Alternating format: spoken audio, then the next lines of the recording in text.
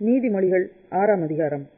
என் மகனே, நீ உன் சிநேகிதனுக்காக பிணைப்பட்டு அந்நியனுக்கு கையடித்து கொடுத்தாயானால், நீ உன் வாய் மொழிகளினால் சிக்குண்டாய், உன் வாயின் வார்த்தைகளால் பிடிபட்டாய். இப்பொழுது என் மகனே, உன் சிநேகிதனுடைய கையில் நீ அகப்பட்டு கொண்டபடியால் நீ உன்னை தப்புவித்துக் கொள்ள ஒன்று செய். உன் கண்ணுக்கு நித்திரையும் உன் கண்ணிமைக்கு தூக்கமும் வரவிடாமல் உன் சிநேகிதனிடத்தில் போய் உன்னை தாழ்த்தி அவனை வருந்தி கேட்டுக்கொள். வெளிமான் வேட்டைக்காரன் கைக்கும் குருவி வேடன் கைக்கும் தப்புவது போல நீ உன்னை தப்புவித்துக்கொள். சோம்பேறியே, நீ எறும்பினிடத்தில் போய் அதன் வழிகளை பார்த்து ஞானத்தை கற்றுக்கொள். அதற்கு பிரபுவும் தலைவனும் அதிகாரியும் இல்லாதிருந்தும் கோடை காலத்தில் தனக்கு ஆகாரத்தை சம்பாதித்து அறுப்பு காலத்தில் தனக்கு தானியத்தை சேர்த்து வைக்கும். சோம்பேறியே, நீ எவ்வளவு நேரம் படுத்திருப்பாய்? எப்பொழுது உன் தூக்கத்தை விட்டு எழுந்திருப்பாய்?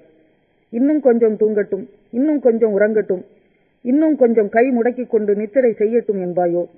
உன் தரித்திரம் வழிபோக்கனைப் போலவும் உன் வறுமை ஆயுதம் அணிந்தவனைப் போலவும் வரும். பேலியாளின் மனுஷனாகிய ஒரு துன்மார்க்கன் ஆகடியம் பேசி திரிகிறான்.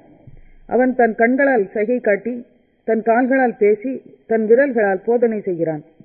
அவன் இருதயத்திலே திரியாவரம் உண்டு. இடைவிடாமல் பொல்லாப்பை பிணைத்து வழக்குகளை உண்டு பண்ணுகிறான். ஆகையால் சடுதியில் அவனுக்கு ஆபத்து வரும். சகாயமின்றி சடுதியில் நாசமடைவான். 6 காரியங்களை கர்த்தர் வெறுக்கிறார், 7 அவருக்கு அருவருப்பானவைகள். அவையாவன: மேட்டுமையான கண், பொய்நாவு, குற்றமற்றவர்களுடைய இரத்தம் சிந்தும் கை, துராலோசனையை பிணைக்கும் இருதயம், தீங்கு செய்வதற்கு விரைந்தோடும் கால், அபத்தம் பேசும் பொய்சாட்சி, சகோதரருக்குள்ளே விரோதத்தை உண்டு பண்ணுதல் ஆகிய இவைகளே. என் மகனே, உன் தகப்பன் கற்பனையை காத்துக்கொள், உன் தாயின் போதகத்தை தள்ளாதே. அவைகளை எப்பொழுதும் உன் இருதயத்திலே அணிந்து அவைகளை உன் கழுத்திலே கட்டிக்கொள். நீ நடக்கும்போது அது உனக்கு வழிகாட்டும், நீ படுக்கும்போது அது உன்னை காப்பாற்றும், நீ விழிக்கும் போது அது உன்னோடே சம்பாஷிக்கும். கட்டளையே விளக்கு, வேதமே வெளிச்சம், போதக சிற்சையே ஜீவ வழி. அது உன்னை துன்மார்க்க ஸ்திரீக்கும் இச்சகம் பேசும் நாவை உடைய பரஸ்திரீக்கும் விலக்கி காக்கும். உன் இருதயத்திலே அவள் அழகை இச்சியாதே, அவள் தன் கண்ணிமைகளினால் உன்னை பிடிக்க விடாதே. வேசி நிமித்தம் ஒரு அப்பத்துணிக்கையையும் இறக்க வேண்டியதாகும். விபசாரியானவள் அருமையான உயிரை வேட்டையாடுகிறாள்.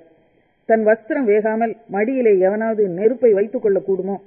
தன் கால் சுடாமல் எவனாவது தழலின் மேல் நடக்கக்கூடுமோ? பிறனுடைய மனைவி இடத்தில் பிரவேசிப்பவனும் அப்படியே அவளை தொடுகிற எவனும் ஆக்கினைக்கு தப்பான். திருடன் தன் பசியை ஆற்ற திருடினால் ஜனங்கள் அவனை இகழ மாட்டார்கள். அவன் கண்டுபிடிக்கப்பட்டால் 7 மடங்கு கொடுத்து தீர வேண்டும். தன் வீட்டில் உள்ள பொருள்களை எல்லாம் கொடுக்க வேண்டியதாகும். ஸ்திரீயுடனே விபசாரம் பண்ணுகிறவன் மதி கெட்டவன். அப்படி செய்கிறவன் தன் ஆத்துமாவை கெடுத்து போடுகிறான்.